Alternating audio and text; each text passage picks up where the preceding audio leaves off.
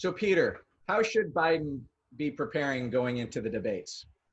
Well, if he isn't already prepared for the debate tonight, he's in deep trouble.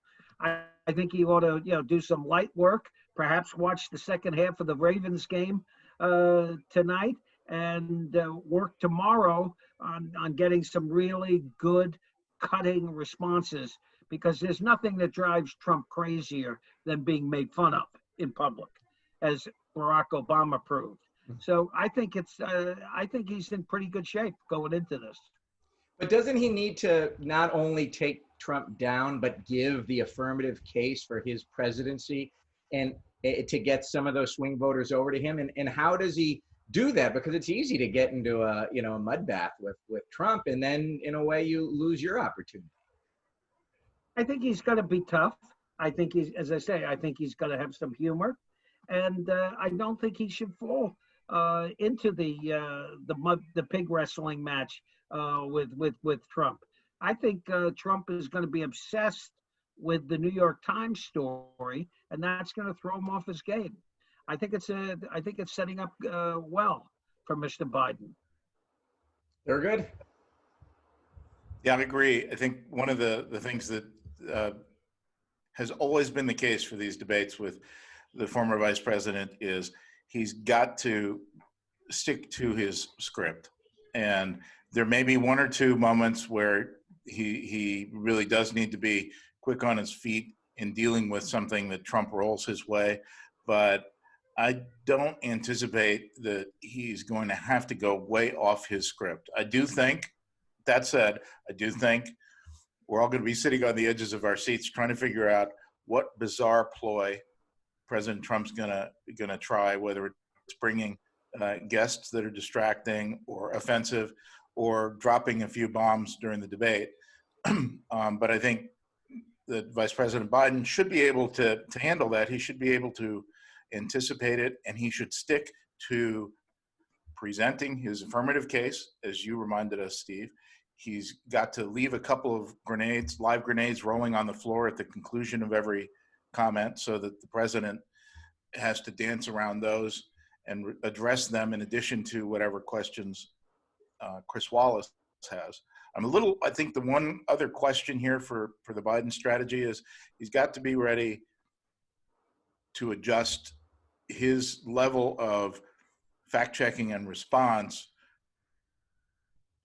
and calibrate it according to how aggressive Chris Wallace is in that regard. But other than that, I think he should be able to stick to his game plan, and that's really the challenge. And part of the reason I appreciate you raising this question about the vice president presenting his positive agenda is that is in part what the Trump team has been saying that they're looking forward to, is a chance to finally have this be two people on stage with a laser focus, as opposed to a sole referendum on the president's performance in his first term. And, one of the things, Peter, that, you have to be worried about, I think, if you're the Biden campaign, is that there's low expectations for Trump. I mean, if he doesn't lie outrageously, if he doesn't do the personal attacks and the personal insults, then the media comes out and says, oh, president changed his tone. And then that becomes the narrative of the debate. You can't allow that to happen. How does Biden and his surrogates prevent that from happening? Well, first of all, I think there's very little chance that over the period of an hour and a half that Trump is not going to veer into the standard cruelty and personal attacks that have marked his presidency. I remember back to the Hillary debate, one of the debates where he broke into Hillary's response saying, "You're the puppet, as opposed to, and I think that's probably the biggest thing that Joe has to be prepared for, is that Trump will not follow the rules of engagement. He never has, and you can't rely on somebody else, Chris Wallace, to enforce the rules. You need to be prepared to defend yourself. It's like the ref in the boxing match who warns the fighters, defend yourself at all times. And when Trump starts to cut him off or tries to break into an answer, he's got to have responses ready that puts Trump in his place. You know, Steve, I'm reminded of the Dwight Eisenhower quotation about debates that was pulled out over the weekend on CBS. He said that no sitting president should engage in a debate on issues because it would be absolutely unfair, because a responsible incumbent in the office of the presidency would need to stick to the facts, and the opponent could be irresponsible and raise unfair issues. It's sort of a total flip yet again by the president in terms of the balance here. And I mean, I do think that's the danger going into this debate, is that either Trump reverses that and he looks good, even or that Biden gets into that fact-checking exercise, and then that's all it becomes, and he loses that option for an affirmative case. Well, we'll close on this. As you know, we have in our column today, we say, like, debates are huge. It could really matter unless they don't matter at all. Peter, you think this one's going to really matter? Well, I think it will matter for a while, yes. The anticipation leading up to this debate is, I think, pretty great.